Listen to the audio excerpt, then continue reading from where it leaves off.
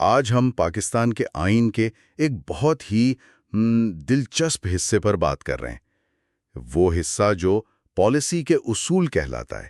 ہمارے پاس آئین کے باب دوم سے 3 آرٹیکلز ہیں، 38، 39 اور 40۔ یہ اصول ایک طرح سے ریاست کے لیے ایک گائیڈ لائن کا کام کرتے ہیں کہ اسے اپنے شہریوں اور دنیا کے ساتھ کیسا برتاؤ کرنا ہے۔ تو چلیں ذرا گہرائی میں اتر کر دیکھتے ہیں کہ ان میں ہے کیا۔ بالکل، لیکن گفتگو شروع کرنے سے پہلے ایک بہت اہم بات واضح کرنی ضروری ہے۔ یہ جو اصول ہے یہ بنیادی حقوق یعنی فنڈامنٹل رائٹ سے مختلف ہیں۔ اچھا، وہ کیسے؟ دیکھیں، بنیادی حقوق وہ ہیں جن کی خلاف ورزی پر کوئی بھی شہری سیدھا عدالت جا سکتا ہے، لیکن یہ پالیسی کے اصول یہ ریاست کے لیے ایک اخلاقی اور سیاسی قطب نما کی طرح ہیں جنہیں آپ براہ راست عدالت میں نافذ نہیں کروا سکتے۔ یہ تو بہت ہی اہم نقطہ ہے۔ تو اگر یہ عدالت کے ذریعے نافذ نہیں ہو سکتے تو پھر آئین میں ان کو شامل کرنے کا مقصد کیا تھا؟ کیا یہ صرف آپ کہیں کہ نیک خواہشات کا اظہار ہے؟ یہی تو سب سے بڑا سوال ہے۔ دیکھیں، آئین بنانے والوں کا مقصد یہ تھا کہ ریاست جو بھی قانون بنائے یا کوئی پالیسی تشکیل دے وہ ان اصولوں کو سامنے رکھے۔ یہ ایک طرح سے حکومتوں کی کارکردگی جانچنے کا پیمانہ ہے کہ وہ آئین کے دیے گئے ویژن کے کتنے قریب ہیں یا کتنے دور۔ ٹھیک ہے، تو اس فریم ورک کو ذہن میں رکھتے ہوئے آرٹیکل 38 سے شروع کرتے ہیں۔ عنوان ہے عوام کی سماجی اور معاشی بہبود کا فروغ۔ اس کی پہلی ہی شق کہتی ہے کہ ریاست جنس، ذات، عقیدے یا نسل سے بالاتر ہو کر عوام کی فلاح و بہبود کو یقینی بنائے گی۔ 1973 کے تناظر میں ان الفاظ کو شامل کرنا کتنا اہم رہا ہوگا؟ یہ بہت کلیدی تھا۔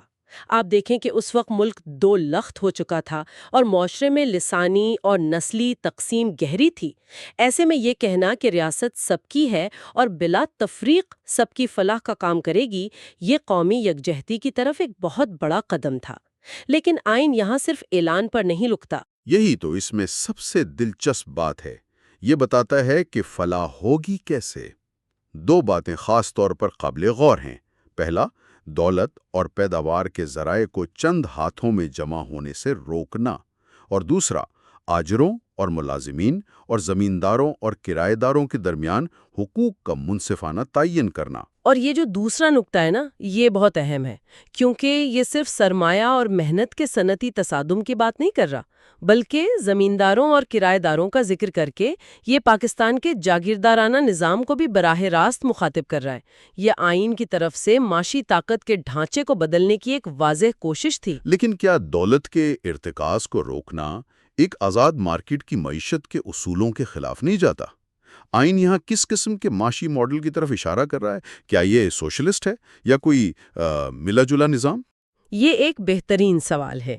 دیکھیں، یہ خالصتاً سوشلسٹ ماڈل نہیں، کیونکہ یہ نجی ملکیت کو ختم کرنے کی بات نہیں کرتا، لیکن یہ خالص لا دخل سرمایہ داری یعنی لیسے فیئر کیپٹلزم کو بھی مسترد کرتا ہے۔ یہ ایک مخلوط معیشت یا آپ کہہ لیں کہ سوشل ڈیموکریسی کے قریب کا ماڈل ہے، جہاں ریاست مارکیٹ کو ریگولیٹ کرتی ہے تاکہ معاشی انصاف کو یقینی بنایا جا سکے۔ آگے چل کر آئین مزید عملی اقدامات کی بات کرتا ہے۔ شق بی، سی اور ڈی میں کام، سوشل سیکیورٹی اور زندگی کی بنیادی ضروریات کا ذکر ہے۔ جی، اور یہاں لازمی سماجی انشورنس کا ذکر بہت اہم ہے۔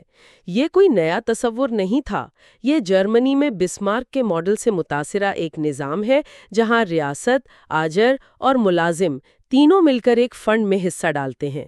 تو آئین یہ نہیں کہہ رہا کہ ریاست اکیلے سب کا بوجھ اٹھائے گی، بلکہ ایک شراکت داری پر مبنی نظام کی بات کر رہا ہے۔ تو اس کی کوئی عملی مثال ہمارے ہاں موجود ہے؟ اس کی ایک چھوٹی سی مثال EOBI یا سوشل سیکیورٹی کے صوبائی ادارے ہیں، لیکن مسئلہ یہ ہے کہ یہ صرف رسمی شعبے یعنی فارمل سیکٹر کے ملازمین کا احاطہ کرتے ہیں۔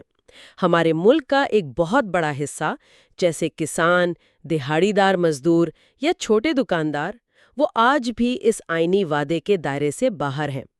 یہ آئینی ویژن اور زمینی حقیقت کے درمیان ایک بہت بڑا فرق ہے۔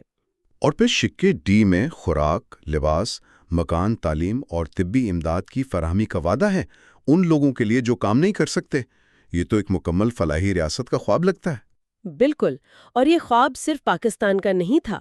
20ویں صدی میں دنیا بھر میں فلاحی ریاست کا تصور بہت مقبول تھا، لیکن اس پر عمل درآمد کے لیے بہت زیادہ وسائل اور ایک مضبوط سیاسی ارادے کی ضرورت ہوتی ہے، جو ہمارے ہاں اکثر ایک چیلنج رہا ہے۔ اس کے بعد شق ای اور ایف آتی ہیں جو بہت ہی مخصوص ہدایات دیتی ہیں۔ شق ای آمدنی میں تفاوت کو کم کرنے کی بات کرتی ہے۔ جی، یہ براہ راست معاشی مساوات کی بات ہے۔ یہ صرف غربت ختم کرنے کی نہیں، بلکہ امیر اور غریب کے درمیان فرق کو کم کرنے کی پالیسی ہے۔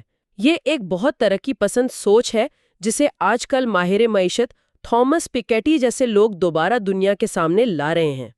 اور پھر آتی ہے شق ایف، جو شاید اس آرٹیکل کی سب سے متنازع اور واضح شق ہے۔ 1 جنوری 2028 سے پہلے ربا یعنی سود کو مکمل طور پر ختم کرنا۔ اس کے لیے ایک مخصوص تاریخ بھی دے دی گئی ہے۔ یہاں سب سے حیران کن بات ڈیڈ لائن کا دیا جانا ہے۔ آئین میں کہیں بھی غربت ختم کرنے یا تعلیم عام کرنے کی کوئی تاریخ نہیں دی گئی، لیکن ربا کے خاتمے کے لیے ایک مخصوص تاریخ مقرر کر دی گئی۔ اس سے اندازہ ہوتا ہے کہ آئین بنانے والوں کے نزدیک یہ کتنا اہم معاملہ تھا۔ لیکن یہ سوال بھی تو پیدا ہوتا ہے کہ کیا یہ عملی طور پر ممکن تھا؟ آج بھی پاکستان کا بینکاری نظام عالمی سود پر مبنی نظام سے جڑا ہوا ہے۔ بالکل، اور یہی چیز آئینی مثالیت پسندی اور معاشی حقیقت کے درمیان ایک بہت بڑی خلیج بھی دکھاتی ہے۔ یہ شق آج بھی وفاقی شرعی عدالت اور سپریم کورٹ میں زیر بحث رہتی ہے۔ یہ ایک ایسا آئینی ہدف ہے جس پر عمل درآمد کا طریقہ کار آج تک طے نہیں ہو سکا۔ آخر میں شق جی ہے، جو وفاقی ملازمتوں میں صوبوں کے حصے کی بات کرتی ہے۔ اس میں کہا گیا ہے کہ صوبوں کو ان کا جائز حصہ دیا جائے گا اور ماضی کی کمی کو بھی پورا کیا جائے گا۔ یہ نقطہ 1971 کے سانے کے براہ راست جواب میں لکھا گیا تھا۔ مشرقی پاکستان کی علیحدگی کی ایک بڑی وجہ وسائل کی غیر منصفانہ تقسیم اور وفاقی ڈھانچے میں نمائندگی کی کمی کا احساس تھا۔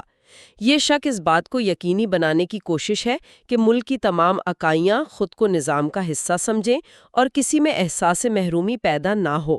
یہ قومی یکجہتی کی بنیاد ہے۔ ہر طرح سے خیال رکھتی ہے، معاشی اور سماجی انصاف کو یقینی بناتی ہے۔ لیکن ایک ریاست کی بقا کے لیے صرف اندرونی خوشحالی کافی نہیں، اسے بیرونی طور پر بھی محفوظ ہونا چاہیے۔ اور یہیں سے بات قومی دفاع کی طرف جاتی ہے، جس کے بارے میں آرٹیکل 39 ایک بہت ہی دلچسپ سماجی اصول بتاتا ہے۔ جی، آرٹیکل 39 بہت مختصر ہے، لیکن اس کے معنی بہت گہرے ہیں۔ اس میں لکھا ہے کہ ریاست پاکستان کے تمام حصوں سے تعلق رکھنے والے لوگوں کو پاکستان کی مسلح افواج میں شرکت کے قابل بنائے گی۔ اس کا کیا مطلب ہے کہ قابل بنائے گی؟ اس کا مطلب صرف یہ نہیں کہ سب کو اجازت ہوگی، بلکہ یہ کہ ریاست ایسے مواقع اور حالات پیدا کرے گی کہ ہر علاقے کے لوگ فوج میں شامل ہو سکیں۔ اس کے پیچھے ایک تاریخی پس منظر ہے۔ برطانوی دور سے ہی فوج میں بھرتی کچھ مخصوص علاقوں اور مارشل ریسز سے کی جاتی تھی۔ اس پالیسی نے ملک کے مختلف علاقوں کے درمیان ایک خلیج پیدا کر دی تھی۔ اچھا، تو کیا یہ اصول اس نو آبادیاتی میراث کو ختم کرنے کی کوشش تھی؟ بالکل، اس کا مقصد دوہرا تھا۔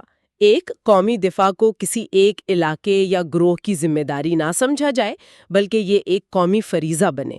دوسرا، جب ہر علاقے کے لوگ فوج میں شامل ہوتے ہیں تو اس سے قومی یکجہتی بڑھتی ہے اور مسلح افواج کو پورے ملک کی نمائندہ ہونے کا تاثر ملتا ہے۔ یہ صرف ایک فوجی حکمت عملی نہیں، بلکہ ایک قومی یکجہتی کی حکمت عملی ہے۔ یہ بہت اہم نکتہ ہے۔ اب آخری آرٹیکل کی طرف آتے ہیں، آرٹیکل 40، جو پاکستان کی خارجہ پالیسی کی بنیادیں رکھتا ہے۔ اس کا عنوان ہے مسلم دنیا کے ساتھ تعلقات کو مضبوط بنانا اور بین الاقوامی امن کو فروغ دینا۔ یہ عنوان ہی خارجہ پالیسی کے دو بنیادی ستونوں کی نشاندہی کرتا ہے، ایک اسلامی شناخت اور دوسرا عالمی ذمہ داری۔ اس میں 4 اہم نکات ہیں۔ پہلا، اسلامی اتحاد کی بنیاد پر مسلم ممالک سے برادرانہ تعلقات۔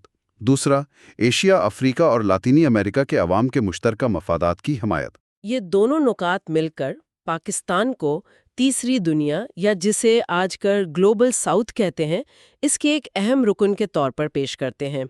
مسلم دنیا سے تعلق نظریہ پاکستان کی بنیاد ہے، جبکہ ترقی پذیر دنیا سے یکجہتی اس وقت کے عالمی سیاسی ماحول کا عکاس ہے، جب بہت سے ممالک نو آبادیات سے آزاد ہو کر اپنی جگہ بنا رہے تھے۔ لیکن اس کے بعد کے دو نکات زیادہ عالمی نوعیت کے ہیں۔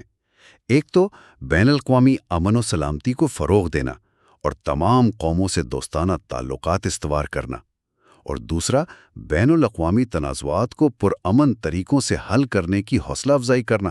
جی، اور یہیں پر خارجہ پالیسی کا اصل امتحان ہوتا ہے۔ وہ کیسے؟ کیا یہ دو پہلو، یعنی مسلم امہ کے ساتھ خاص تعلق اور عالمی برادری کے ساتھ دوستی، یہ کبھی ایک دوسرے سے ٹکراتے بھی ہیں؟ ہماری خارجہ پالیسی میں یہ توازن کیسے برقرار رکھا جاتا ہے، خاص طور پر جب عالمی طاقتوں اور مسلم ممالک کے مفادات میں تصادم ہو؟ یہ ایک مسلسل چیلنج رہا ہے۔ مثال کے طور پر سرد جنگ کے دوران پاکستان کو امریکہ اور سوویت یونین کے درمیان توازن قائم کرنا پڑا۔ اسی طرح مشرق وسطیٰ کے تنازعات میں پاکستان کو اکثر مختلف مسلم ممالک کے درمیان ایک نازک توازن برقرار رکھنا پڑتا ہے۔